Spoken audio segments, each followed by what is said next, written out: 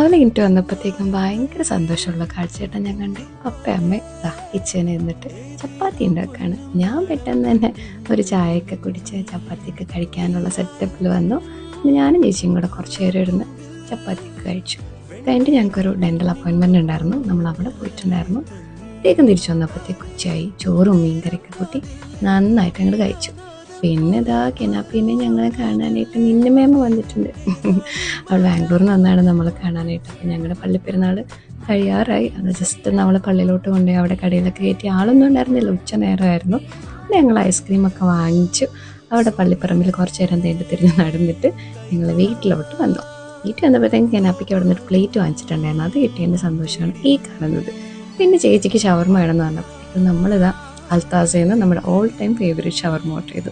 ഇവിടുത്തെ ഷവർമ കേട്ടോ എനിക്ക് ഭയങ്കര ഇഷ്ടമുള്ള ഷവർമ. പിന്നെ നമ്മൾ പിന്നെ ഒന്ന് പുറത്ത് പോകാമെന്ന് വെച്ചിട്ട് നമ്മളൊന്ന് ലുലു